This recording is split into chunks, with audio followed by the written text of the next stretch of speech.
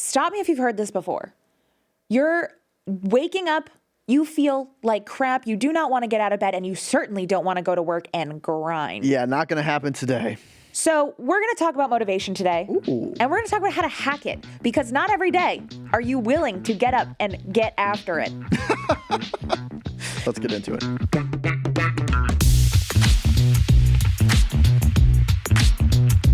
So Kyle, today we're talking about motivation. Yes, we are democratizing access to the grind set. Oh God. Hey, sharks. All right. You know what?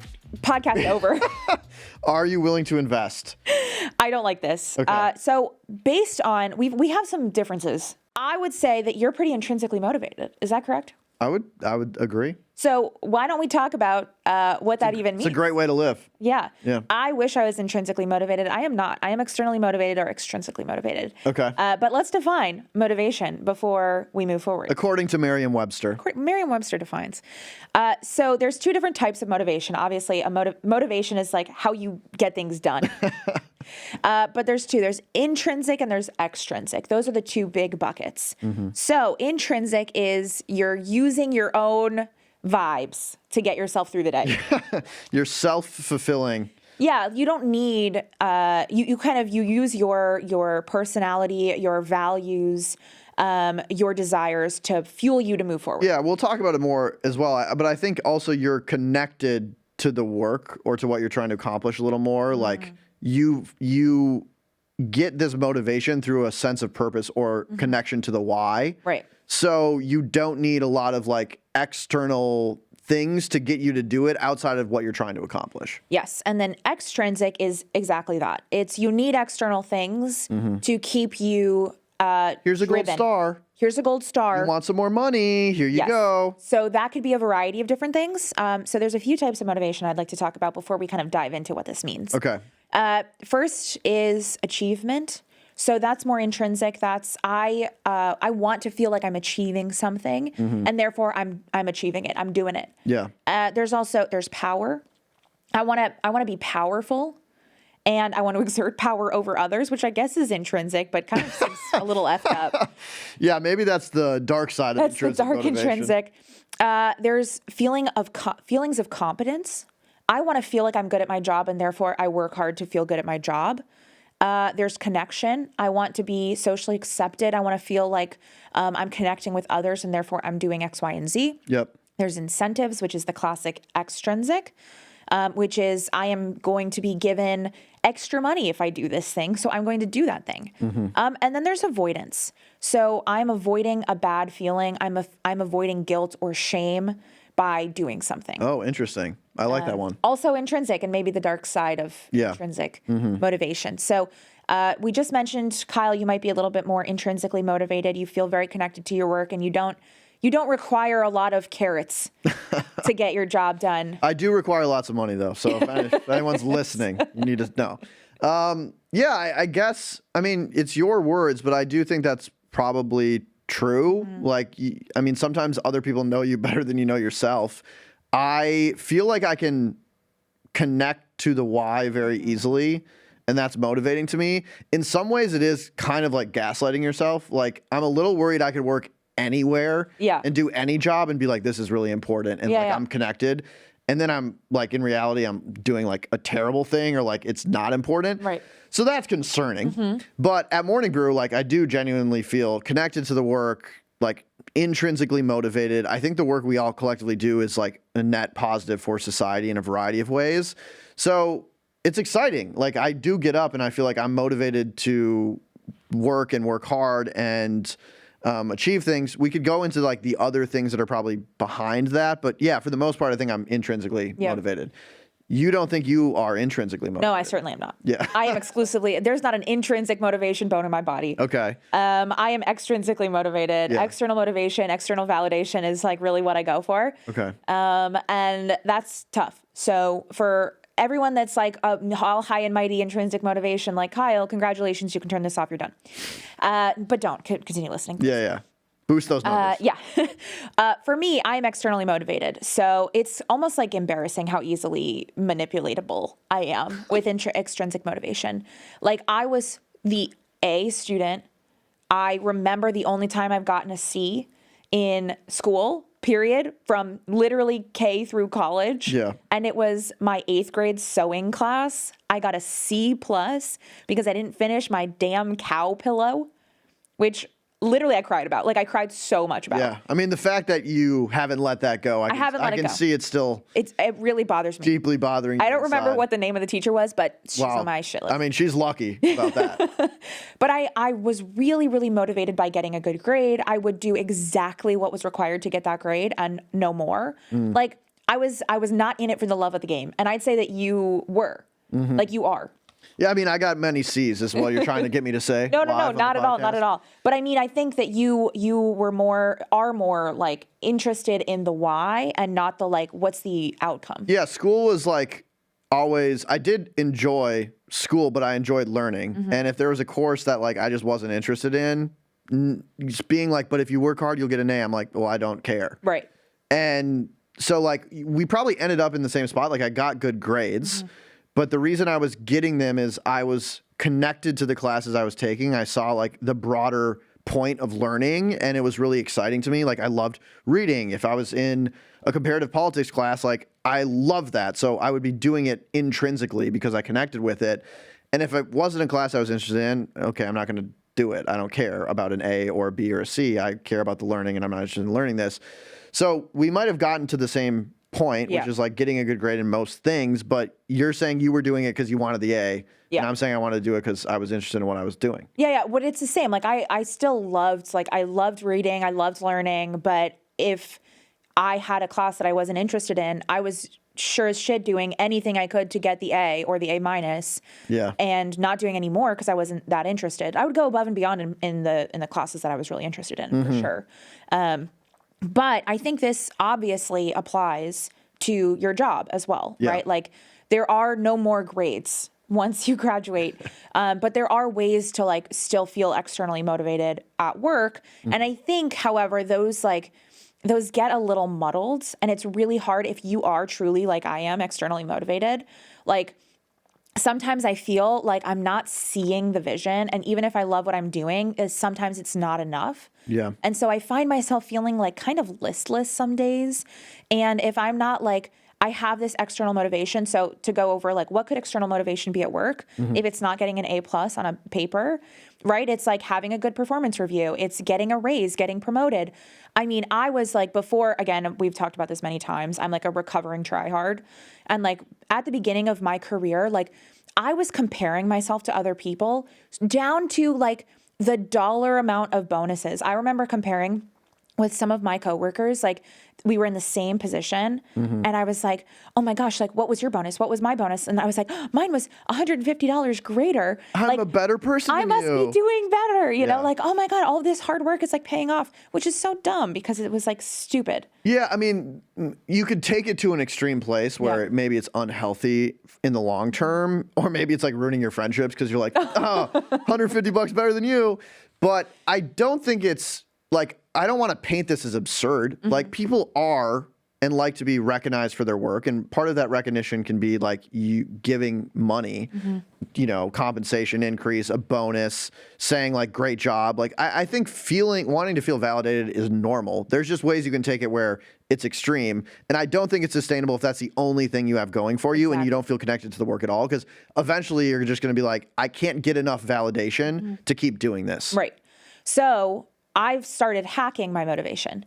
But there's a few things that like I still, even though I'm recovering. Yeah. Yeah, I mean, we're going to put that in quotes because what you're telling me now seems like, you know, recovery's a long journey. Recovery is a long journey. But so for example, I have a new boss now, Devin, he's the president of the company, and I haven't worked with him for very long. It's only been like 3 months so far. And so I did something that was kind of outside of my scope of work, which was working on an event. I have never worked on live events before. And it was really challenging in a fun way. First of all, talk about external motivation. I'm working towards a deadline and there are going to be people watching this event. Like it's going to be very obvious if I've done a good job or not. Yep. And so that was very motivating for me outside of any other forms of external validation. But then a few weeks later, Devin was like, hey, good job. And I was like, oh, amazing. I'll do more. You want more of them? Do you want me to do a live event every day? I'll do a live event every day if you need it. And I was like, I won't obviously, sleep. I don't even need food. Exactly. I didn't say that to him, but I felt the gears turning and I was like embarrassed almost. I was like, that's all it took. Yeah. Was like Devin being like, sick, Yeah. you did a good job. And I was like, oh my gosh, I'm going to be the goodest at live events, So that kind of got me thinking, like, is there another way that I can kind of manufacture that motivation and excitement that doesn't involve relying on somebody else to give me that validation? Well, okay. So I don't think we're too different on that front. Like I'm a simp. I love validation as well. Like if someone tells me I'm cool, what I said was interesting, I'm funny, I love it. And I love validation from other people. Yeah. I will admit that. Sure. So if you're listening to this, please write in, tell me how great I am. I just think the key is like, if you're not getting it, does it ruin your life? Yeah. Or like, if you're not getting it, can you not function? Right. So it's like, it's a nice to have for me. It's not a need to have because I can find other ways in which like I feel good about myself and the work I'm doing intrinsically.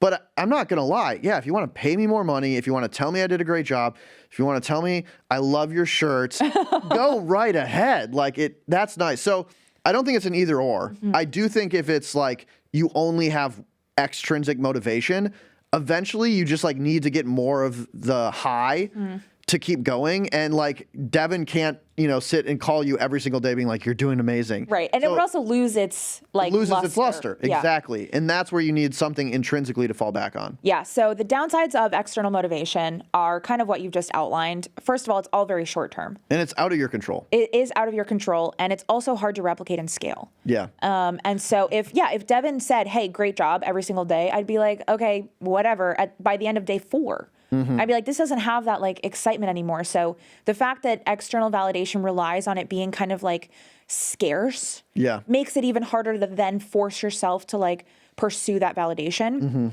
I have another example of maybe how extrinsic motivation can be gamed, especially as a manager for fun. Okay. So I am externally motivated. Kyle is internally motivated. And yet we both fell victim to the margarita party. So we were okay. Our producer didn't know green light this story.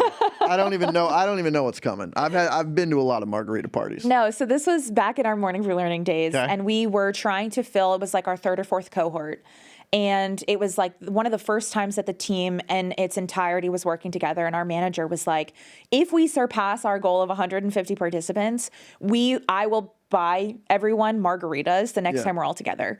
And I have never seen a team it was such a stupid little thing, like free margs, maybe 6 months down the road. Yeah. And it was like, we all locked in. Oh, yeah. I mean, we locked in. And not only did we hit our goal of 150 people, we surpassed to the point where we had to like, we were like, it was like 145 or so, or it was like 150, 65. We so far surpassed it. Yeah. Which was amazing. It's a highly effective strategy with alcoholics. No, but it was just like, this fun idea of like, it's small. It was probably cost her $200. And for us, it was like, we locked in, we had a goal. We really wanted to achieve it just because it was like, hell yeah, let's do it as a team. And it felt so great when we finished it. Yeah, it was very fun to rally. And again, like I don't want it to come off saying that those strategies are bad or not effective. I think a realistic, obtainable goal, and then with a little reward after, it's not so much like the reward. It's this like feeling of camaraderie, at least for me, where it's like, okay, what this really did was say, this is the thing that matters. Yeah. Forget everything else. This number needs to be 150 or higher. And you all need to work together to make that happen. It's like being in the trenches with people, feeling like your work has impact, understanding that like, okay, yeah, the 150, what does that number even mean? It means 150 plus people being impacted by this great work that we've done to build the course. Like that to me was motivating, and it was a way to focus all of our motivation on that. And then, yeah, like the margarita is fun. It creates a fun common language you can use. Like every person that, buys the course, we could put a little margarita emoji on. Like that's electric. Yeah. So I think that stuff is good. It just can't be the only reason you're doing it. And again, it's not sustainable because the next time you're in a hole, margaritas, it's just not going to keep working forever. You got to find other ways to be motivated. And we'll be right back after this.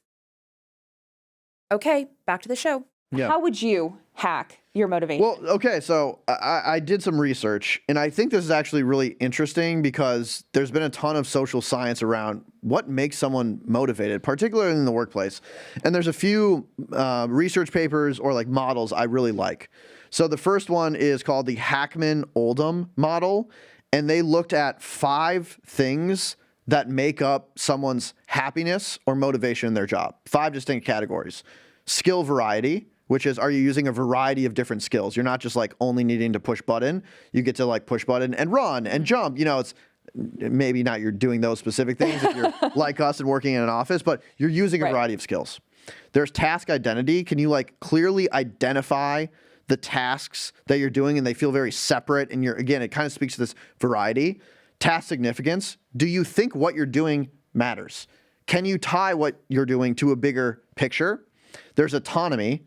Do you feel like you're not being micromanaged? You have creativity and independence and freedom to pursue the objectives in a way that feels good to you. And then feedback. Are you getting feedback on your performance? So you either feel good when you're doing something well and you're getting recognition, or at least you're growing. Hey, you're not doing this the right way. Try this. Okay, now I'm getting better. Now I'm learning. They found that when companies redesigned their jobs, individual employees' jobs, to focus on these 5 things, productivity goes up 30%, and there was 15 to 20% less turnover. People are more motivated and more happy in their jobs. So if I was, you listening, I would look at my current job and say, do I have skill variety? Do I have task identity, task significance, autonomy, and feedback? And which of those buckets is the lowest? If you can fix that, you're going to increase your motivation the most. That sounds great. I mean, that's a great tactic. Yeah. I love that model. We had it in a course. Yeah, so fun. So I agree. I have, for externally motivated girlies like myself, Okay. I have some varying, all very effective, varying in like goodness, I guess, ways to manufacture motivation that is not reliant on your boss telling you did a good job or offering a margarita party. Yeah. Again, I'm not saying that all of these are like, they're all ethical, but they're not like all like above board, you know? It's waffle parties from Mr. Milchick. Exactly. That's the answer. It is. So first is to manufacture incentives. So if you're externally motivated, that means that you respond really well to incentives. Can you create those yourself? This is basically like, I don't know if anyone else would do this, but like when you were studying for a class, like you'd put like a little gummy bear at the end of the page and like you'd get a little gummy bear every time you like finished like studying a certain thing. You did this? I'm getting judgment. I love this. No, I just never heard of the gummy bear strategy. Oh my God, yeah, you'd put a little gummy bear like on the textbook and when you got it. No, I'm a sicko and I just eat all the gummy bears in a second. And then have a tummy ache. Right, exactly. Yeah. That's another way to manufacture incentives. But basically it's like if I do X, I get Y. Yeah. So for example, something that me and my husband do is whenever we're like looking down the barrel of a big project or a big outcome, for example, like you have a big sprint or something that we would do is like, I think I'm going to get promoted in the next 6 months. We would create a spectrum of nice dinners. So the way that I would manufacture this incentive is, if I get promoted and the salary change is 3%, we're going to Applebee's. It's still a celebration, but it's like a little like, cheaper and whatever. If I get a 5% bump, we're going to this other restaurant. Because for me, like I love going to restaurants. I love experiences like a little foodie adjacent. And then if I get a 15% raise, we're going to a Michelin star restaurant. Yeah. And so it's still exciting whenever it happens, but it's like one of those things like now I'm motivated to advocate for myself more. I want to go to Indian Accent, which is one of the best restaurants in New York. Mm-hmm. And that's exactly what I ended up doing when I got this promotion. Like I think it was like 3 or 4 years ago. Interesting. Yeah. So sorry to Applebee's, but still have never been. Get Kaila attending. So I think that's interesting. I want to come back to your other ones, but I have a thing that I think runs maybe a little contrary to that and would love to get your thoughts on it. So there's something called self-determination theory, SDT, not STD, very importantly, to break those apart. Yep. And it says that the 3 things that humans need to feel like self-determined, motivated, happy: autonomy, competency, and relatedness. And relatedness means connection to others. Mm-hmm. And they said that if you have those things, it leads to increased motivation, increased performance, increased well-being. The the work that's come out of this theory is kind of the common thing you hear about when people say, if you have an extrinsic motivator or like an extrinsic reward for something that you're going to complete, it actually decreases your motivation to do it. That comes from this theory where they found that rewards reduce motivation for interesting tasks by 25%. So basically, if there's something that you already find interesting, like you love doing it, and someone says, well, if you do it, I'll give you more money, it actually decreases your motivation to do it. It changes like the dynamics of that thing. So I think to this point, a reward can be powerful if it's applied to something that you probably wouldn't normally want to do. And a reward can interestingly and counterintuitively backfire if it's to something you do want to do. So I just think that's a good call out. And to me, like there's a difference between reward and recognition as well. A reward is like ahead of time, you're saying, do this and you'll get X. Again, sometimes it helps, sometimes it doesn't. Recognition is after the fact. If it's a good job, hearing it's a good job from your manager, there's no downside to that. And that always does work. So there's some nuance to what you're saying. Yes, I agree. And I think the context here is like you're hacking your motivation, which means that this is a situation in which you probably don't want to do something. So it's the reading the boring ass textbook page about mitosis or whatever. Yeah. Like I don't want to do that, and therefore I get a gummy bear at the end. Yeah. So this is a good tactic for you is identify the tasks that you would do, part of your job that you love. And like you don't really need to mess around with those. Right. You're Keep those you're sacred. intrinsically motivated. Yeah. What are the things that are like kind of shitty? You're just like, I don't want to do this. And then build a system where, okay, if you only do a good job, you have to go to Applebee's. But if you do a great job, you can go to a Michelin star restaurant. Right. That's where you should be developing a reward system that you're talking about. I agree. So we talked about manufacturing incentives. Here's another one. Again, not super ethical. Manufacturer competition. Yes. So if you're externally motivated, there's a chance that competition works on you. And it works on me. I'm competitive as hell. It works on me too, maybe in different ways, but I agree. Yeah, but I think that your competition is like against yourself. You're like, I could be better, Like I want to just go harder and, do one step further and whatever. Like I think you are very intrinsically competitive. Like I want to be my best. Yeah. And like I don't really care about being my best. I want to be better than someone else. Yeah. And so, unfortunately, I'm not saying that this is like a positive quality of myself. I don't think it's bad. I think in some ways I wish I was maybe more competitive on that dimension in some ways. But like I played sports and like best believe I wanted to like, in the game, you're like, I want to kill this other person. Right. Like I want to beat them. Right. Funny enough, I actually did not play sports and I was extremely not. I would opt out. I'd be like, no, I don't want to compete in this scenario. I would literally like be socialist in Catan, so I didn't have to finish the game of Catan. Oh no, I get way competitive in board games. So there's certain things that we have. Yeah, it's funny. But I like to manufacture competition, especially when I'm lacking in motivation for a certain task. So. We've talked about this in the past, but the idea of a work nemesis is something that's worked really well for me. Again, this is a concept invented by Roxane Gay, who is a writer who has a laundry list of nemesis in every element of her life. And I think you can approach this similarly when you're looking at work. It's not like somebody that you dislike or somebody that you hate, because that becomes like vengeful revenge. I want this person to fail territory. Yep. This is like, who's somebody that's kind of in my area, but like maybe one half step above me, beyond where I am. And how can I like view their progress as like inspirational to me and motivational? So it's not like I want to see this person do bad. I want to see this person fail. Instead, it's like, oh, this person just got a promotion. What the hell? Like, I thought we were on the same timeline and like, I don't feel like I'm ready to be promoted yet. Like, I got to step it up. So I've had quite a few work nemesis in the past, and it's always been people that I really respect. So it's not like this like hatred. Yeah. It's people that I respect and that I see doing well. I want to be like them. I want to do better than them. But not because I want to see them do worse. I want to surpass them. Yeah, I like this. I want to reframe it though. I would call this, you want to find a pacer in your life. Like say you're running a marathon, world-class marathon runners will have a pacer that's running the pace that they want to go. Yeah. And they know I need to like beat this person to achieve my goals. And why I think this reframe is helpful is if the pacer fails or slows down, it actually hurts you. And so you're not hoping that the pacer fails. You're actually recognizing that like me competing with the pacer and them doing what they need to do actually allows me to achieve more.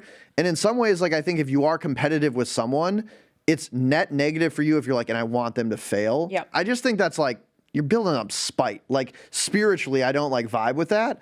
But if you're like, I want to beat them, but I also want them to do amazing, because if they're doing amazing and I'm beating them, that means I'm only doing better. So like find a pacer in your life and try to beat them, but don't wish for their downfall. I think that, I mean, maybe, did I say wish for their downfall? no. I'm just saying, like, I think we see it in like a Michael Jordan, for example. It's like, what game are you actually playing? And yeah, he was amazing at basketball. It kind of feels like he's had like a tough time adjusting to like a less competitive environment and made a lot of enemies. And I remember Steve Kerr, who was on one of Michael Jordan's teams, the Bulls, and famously got punched in the face by Michael Jordan. Okay. Like during a practice, got super heated. He had this amazing reframe of success where he was like, I actually think I'm more successful. Like I got to achieve my dream of like playing in the NBA and winning championships, but also like I've really enjoyed my time outside of the game. There's nothing I miss. I've been able to coach the Warriors. I like, and it just is, I think, a great perspective shift to say like, what are you actually trying to win at? And sometimes you're focused on the wrong game. And by winning that game, it's like, at what cost? And now you're just like, that's why I think like having an arch enemy and like getting really like worked up, it's like, okay, you're going to win in your silly little job, but like people probably are like off put by you. It's like way too intense. Two, I just think wishing for the downfall of other people is like, focus on yourself, King. Like, come on now. So again, not saying this is what you're saying, but I do think there's a positive version of having a competitor, having a pacer that's really motivating and like doesn't rot your soul. And there's a version where it's like, make sure you're not going down the dark path. Yeah. Soapbox over. I agree, and I don't think I said anything about rotting your soul or whatever. You didn't. For the record, You didn't. I love having a work nemesis. I love having a work nemesis. I haven't had one in a while. I'm due. Yeah, we gotta find you a nemesis. Yeah, I need a nemesis. So if you have any recommendations, or if you'd like to be my nemesis, send us an email at morningbrew.com. I'm accepting applications. Yes. So two more in terms of ways to hack your motivation if you're externally motivated like I am. Yep. We've talked about manufacturing incentives. We've talked about manufacturing competitive or competition. Bad. This one is bad, but effective. Manufacture fear. So, and Kyle has some big thoughts about this one because I think I annoyed the shit out of him when I was doing this. Yeah. Sometimes in moments where you are really, really flagging and you're feeling like the mountain of work I have is insurmountable. I am exhausted. I do not want to do this anymore. Sometimes just having that little kick in the ass of like, oh, but if I don't succeed, I'm going to get fired, is actually very effective in short-term ways. Yep. Long-term, talk about rotting your soul, like having that kind of like paranoia about I'm about to get fired is not fun. And I did kind of maybe perhaps literally every day. I did not say it every day. Every day. But for example, with Morning Brew Learning at the beginning, it was really do or die, and it was very clear that if we did not succeed, there was not going to be a division. And so the first few months was like constant grinding, like the stakes were high. It was really enjoyable, but it was also very stressful. And one of the ways that I manufactured some motivation was to be like, this needs to work, otherwise I won't have a job. Yep. And that was pretty effective. Where I think I was in the wrong was that I was like, Kyle, we're getting fired Projecting today. that on everyone else. We're getting fired today. Yeah. We're getting fired today, Kyle. And for the first 6 months, and finally he was like, hey, dude, I don't think we are actually. Yeah, it's like you've been wrong so many times. Please stop saying this. But it is good for short term, I think. Yeah. Though it is not like, again, this is a bad hack, but I think it does work if you need a kick in the pants. It's very true. And again, I wouldn't even call it a bad hack. It's a hack that has a time and a place. And it's the other side of the coin of like an authoritarian leadership style, which isn't bad. It's just bad most of the time, but it's very good in times of crisis. And sometimes like when you are about to be fired, it's good to know like my back's against the wall. It's do or die time. I don't think that mentality in the moment is negative. So if you need to use that to hack your motivation to get over one big hurdle, that's great. It's just relying on that. You cannot do your best work if every single day you're like, I'm going to get fired. Yeah. It probably only works for a week, a month, and you either ship up or shape up or ship out. Right. But you can't use that every single time. But it is a very powerful motivator in times of crisis. Yeah, I agree. Finally, This one is probably the closest to like something I would tell like a mentee, which is manufacture benchmarks. So if you're externally motivated, it feels really good to know exactly how you're doing and to reach a goal, a measurable, actionable goal. So give yourself hard goals that are smart, that are measurable, that are actionable, and that are time bound. So for example, for me, one of the best things I did last year was creating a really solid P&L, or like profit and loss statement, basically, that I had goals. Every single week I had a number that I had to hit in order to reach my annual goal, which is the goal that I was measured upon in terms of like, was I successful in my job? Yep. That was like a company-wide thing.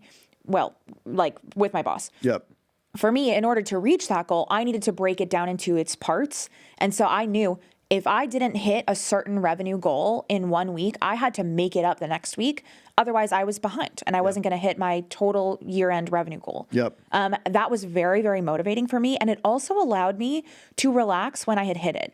So if you're intrinsically motivated and you're just like in it for the love of the game, like sometimes you could burn yourself out. Yeah. And for me, being externally motivated, sometimes I am whatever the opposite of burnout is. I'm not doing shit because I don't have that external motivation. But when I do, it gives me that opportunity to step back a little. I hit my goal. And to recover. Yeah. It's like you go on a sprint, you achieve your goal, you can recover, you're come back healthier. I think that's a really good motivator, period. Like not even if you're intrinsically or extrinsically motivated, I think that works on everyone. And there is something called like the progress principle, which is a lot of people feel very demotivated when the goal is massive and far away.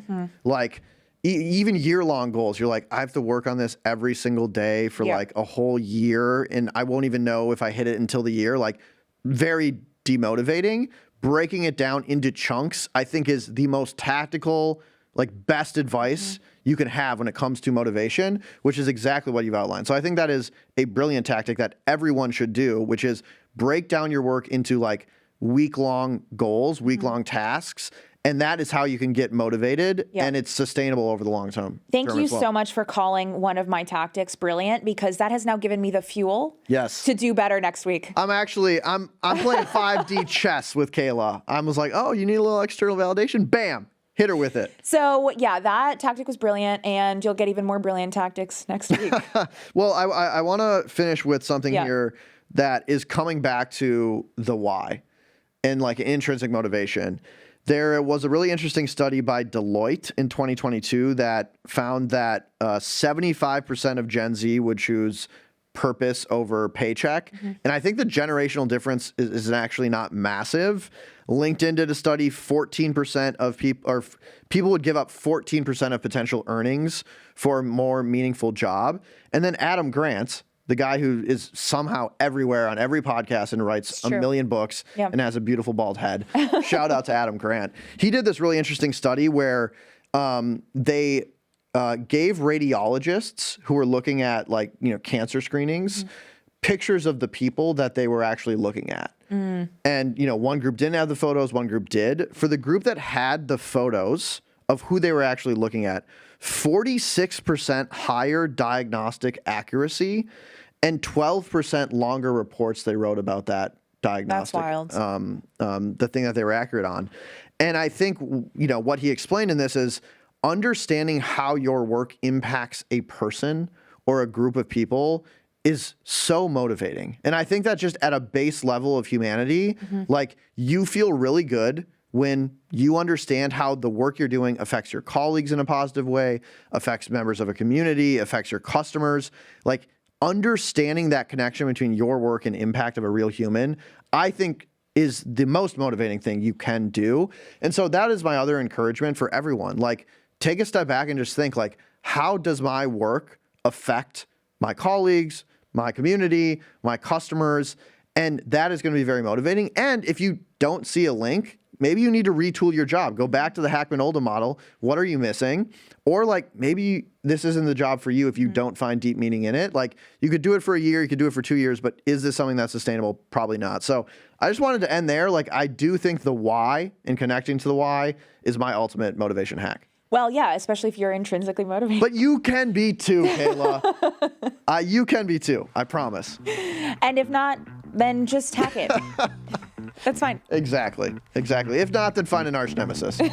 Should we roll the credits? Let's do it. Our producer is Michaela Heck. Our technical director is Uchenna Ogu. Megan Banowitz is an associate producer. And our president is Devin Emery. This show is a production of Morning Brew. Thanks for listening, and we'll see you next week. Go get motivated, y'all.